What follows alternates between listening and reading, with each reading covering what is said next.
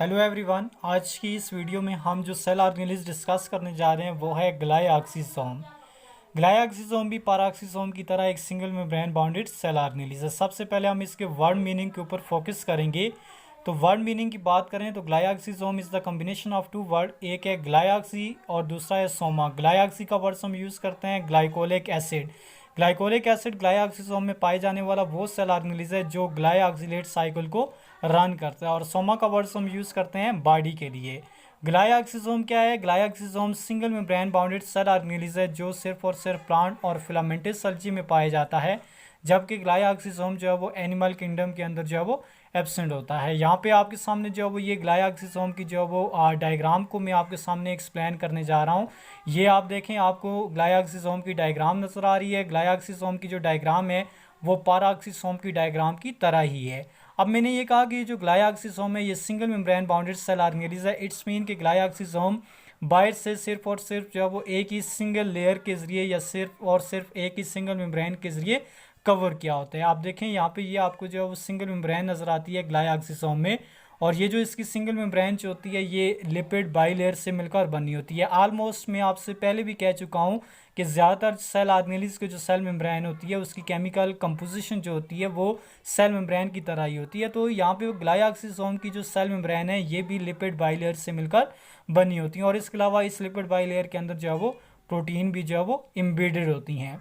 अब इस lipid bilayer की इनर साइड पे यहाँ पे ये जो आपको जो लिक्विड रीजन नज़र आता है या जो लिक्विड मीडियम नज़र आता है ग्लाइऑक्सीसोम का, इस ग्लाइऑक्सीसोम के लिक्विड मीडियम में बहुत सारे जो है वो इंजाइम पाए जाते हैं। ठीक है, अब ये इंजाइम कौन कौन से हो सकते हैं? ये इंजाइम जो है वो आपके पास ग्लाइकोलिक एसिड भी हो सकता है, ये इंजाइम आपके पास ऑक्सीडेजेस भी हो सकते हैं, ये इंजाइम आपके पास कैटालिसिस भी हो सकते हैं, ये इंजाइम आपके पास एकोनिटेज भी हो सकते हैं।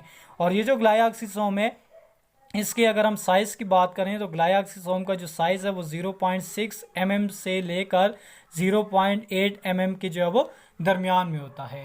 अब ये आपके सामने ग्लाइऑक्सीसोम के बारे में था जिसमें आपने ग्लाइऑक्सीसोम की वर्ड मीनिंग, डिफिनेशन और स्ट्रक्चर को जो है वो यहाँ पे एक्सप्लेन किया है। लेकिन नेक्स्ट हम इस ग्लाइऑक्सीसोम के फंक्शन को डिस्कस करेंगे। तो ग्लाइऑक्सीसोम का जो मेन फंक्शन है वो ग्लाइऑक्सिलेट साइकिल को रन करना होता है। ठीक है, ग्लाइऑक्सिलेट साइकिल ये वो साइकिल होती है जिसमें लिपिड कार्बोहाइड्रेट सोर्स के अंदर जो है वो कन्वर्ट होती है।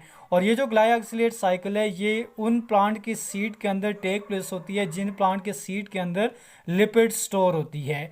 अब ऐसे सीड प्लांट के जिनमें लिपिड स्टोर होती है उनमें शॉर्ट पीरियड ऑफ टाइम के लिए ये जो ग्लाइऑक्सीसोम है ये एक्टिवेट होके इस ग्लाइऑक्सिलेट साइकिल को रन करता है, जिसमें वो लिपिड से जो है वो ग्लूकोज को मुख्तलिफ चैन ऑफ रिएक्शंस के ज़रिए बनाएगा।